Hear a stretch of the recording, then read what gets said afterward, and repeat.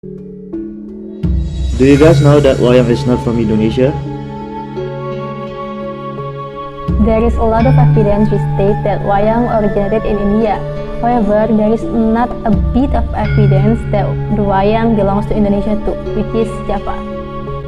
If you watch this video, it means you're ready to hear new facts about wayang. The controversy between ancient wayang books. Panjenengan sampun siap?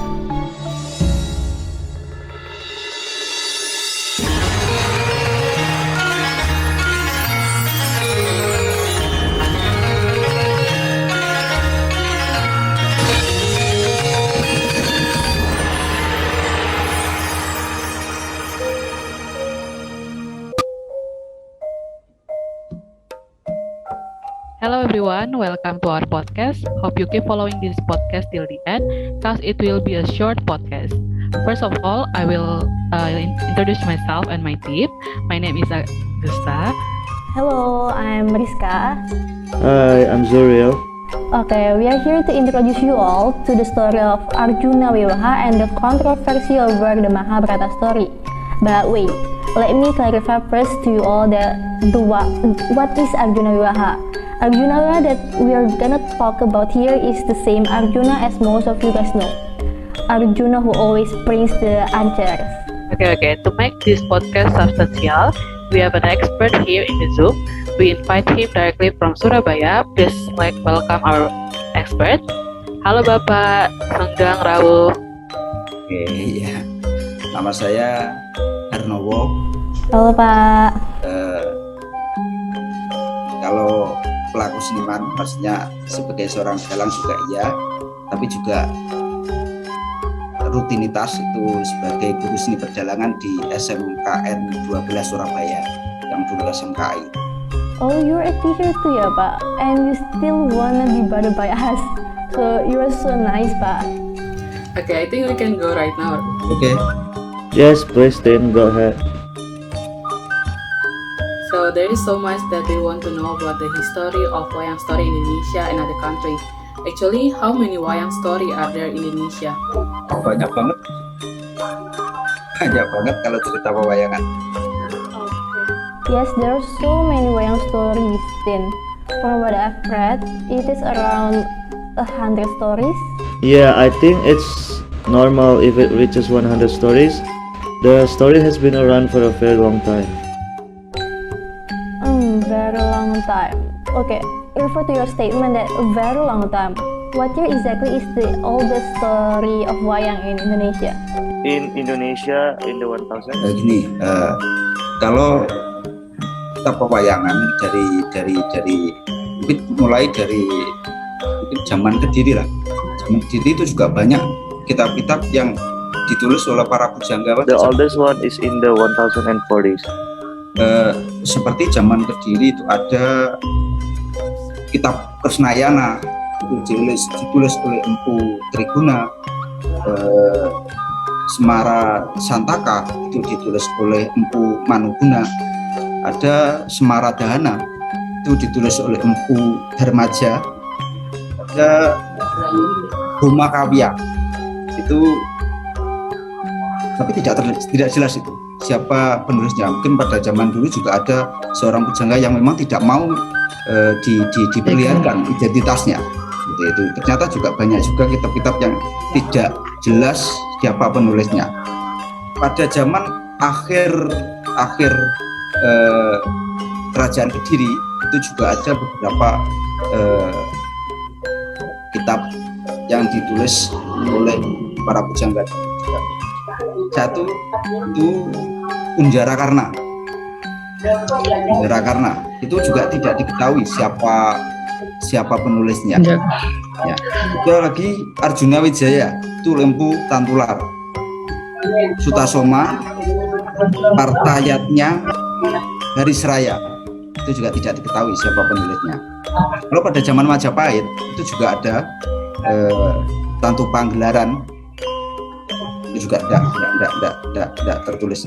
Ada Serat Dewa Ruci, Sudamala, Panji Anggreni, dan Sri Tanjung.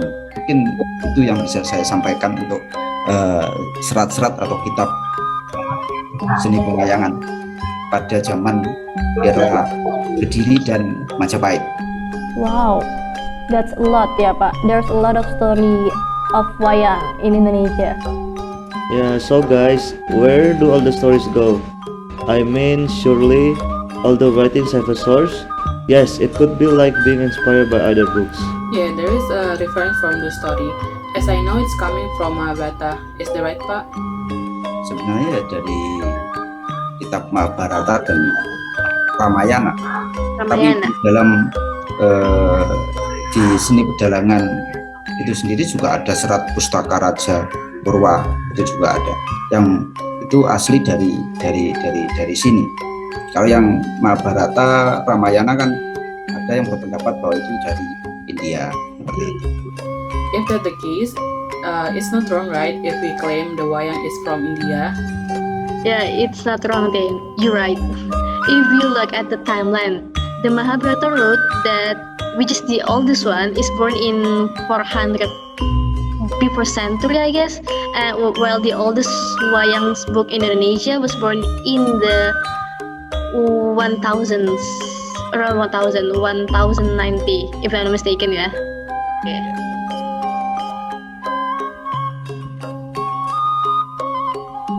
Alright, as you mentioned Pak about wayang books which is Kakawin Arjuna Wiwaha. But before we jump to the main topic, I wanna ask the fundamental things. What does Kakawin mean? To be honest, I have no clue about Kakawin because I'm not Japanese, so I don't know what is Kakawin. It's a book, isn't it?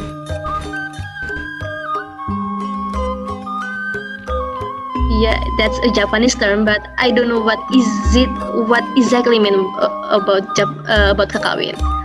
Let me ask Pak Harmono aja. How is it, Pak? Arti kakawin. Ya betul. Ya. Arti kakawin mungkin kita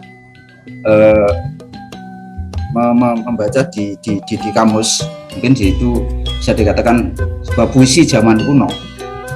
Tapi mungkin saya mengartikan bahwa sebuah karya sastra. Ini ada Kakawin itu bahasa Jawa. Membaca kalau Yes, ya. I think it's a Halo? Japanese term. Iya Pak, jelas Pak.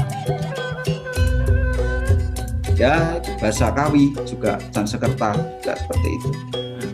Oh, that means more to Asian literature work ya?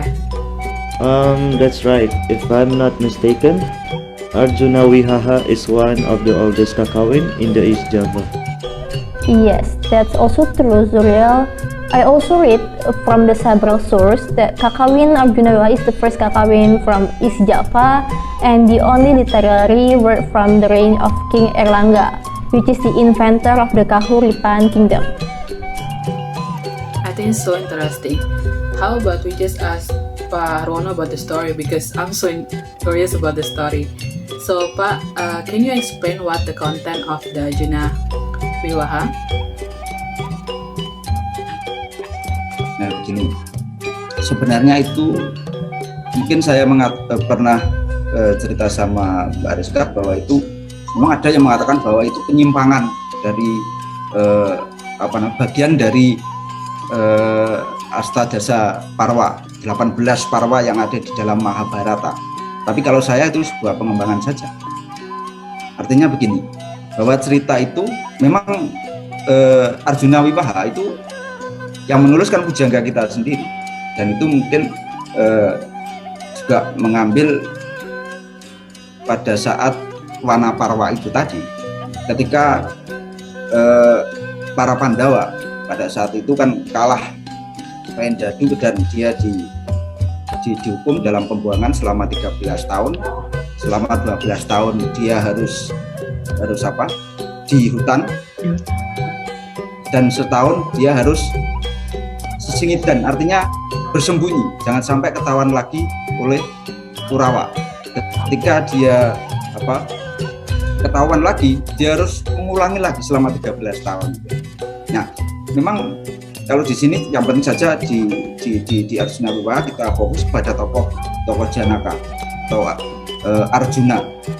Memang dia ingin bagaimana dia nantinya bisa unggul dalam perang Baratayuda. Dia ingin mendapatkan sebuah pusaka sakti yang nantinya bisa sebagai sarana untuk unggul atau menang dalam perang Baratayuda. Dia bertapa di Gunung Indrakila. Kalau di dalam pedalangan mungkin ini lakon Ciptoning. Nantinya dia menjadi Begawan Ciptoning atau Mintorogo. Nah, dia bertapa di Gunung Indrakila, kepingin mendapatkan pusaka sakti itu tadi.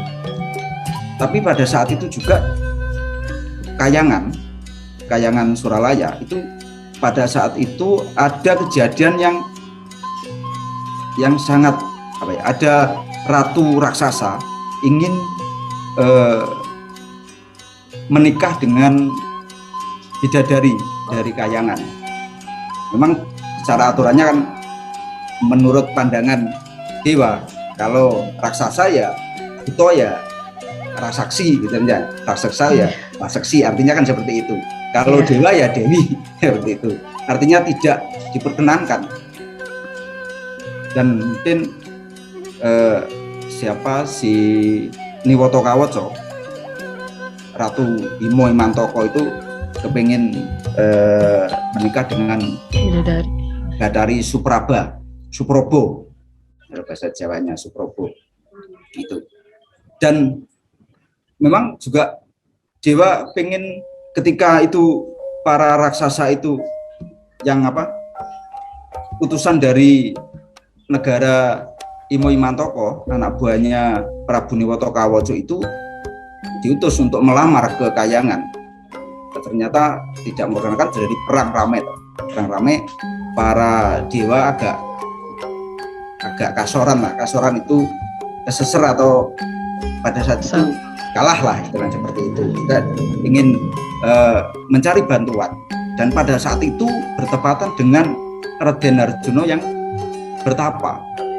Makanya dia mengutus atau ngetes seberapa besar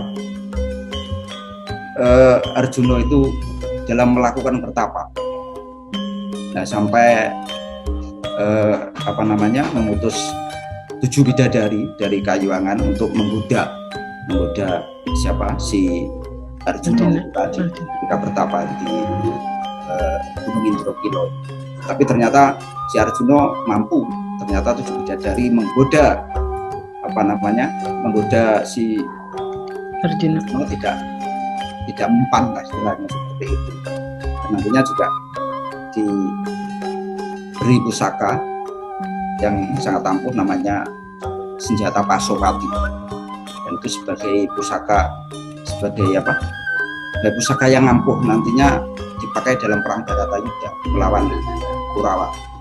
Nah, pada saat itu juga banyak Bathara Indra juga berusaha untuk menggoda menjadi seorang yang bisa dikatakan orang tua lah, menggoda seberapa besar setelah ngetes itu tadi. Dan termasuk juga 7 bidadari itu ternyata Janaka berhasil untuk mengalahkan godaan itu tadi, dan berhasil mendapatkan pusaka, dan dia dimintai tolong untuk mengalahkan Prabu Niwoto Kawaca tadi, Prabu Niwoto Kawaca yang dari Imo Imantaka tadi. Dan Prabu Imo Imantaka itu juga bisa dikalahkan atau dibunuh. Tapi di perjalanan itu tadi juga ada Bathara Guru. Mungkin di dalam kekawin Arjuna Wiwaha itu tidak Bathara Guru, Bathara Siwa. Nah, itu menjelma dan menyamarlah pada saat Janaka pada saat itu memanah seekor babi, itu juga bersamaan dengan penjelmaan dari Bathara Guru atau Bathara Siwa itu tadi. Siapa yang masalahnya sasarannya sama gitu. Tapi itu sebenarnya ternyata penjelmaan dari Bathara Guru atau Bathara Siwa. Tapi di dalam pewayangan itu Bathara Guru. Tapi di dalam kakawin itu Bathara Siwa. ya sampai itu bisa nanti disuruh mengalahkan Prabu Mantoko itu tadi. Bisa dibunuh. Terus Iya. sebenarnya kalau diruntut secara ya panjang juga gitu, cerita itu. Tapi mungkin yang sekilas saja, mungkin garis besar. So it means that story is actually an additional from the Manaparva book, where Manaparva itself is part of the Mahabharata book. Oh yeah, by the way, if you guys confused what is Kitab Wanaparva, basically Wanaparva is the third book in Mahabharata, which is tell about the joy and sorrow of Pandava when 12 years live in exile in the middle of the forest. In case if you guys don't know, yeah. Alright guys, I think we have run out of the time to talk about Kakawin Arjuna and the controversy with the Mahabharata story. I think that's all from us. Thank you for joining our podcast, Pak. Matur nuwun. Thank you guys. Thank you for See you guys. this podcast. Bye. Bye. Thank you.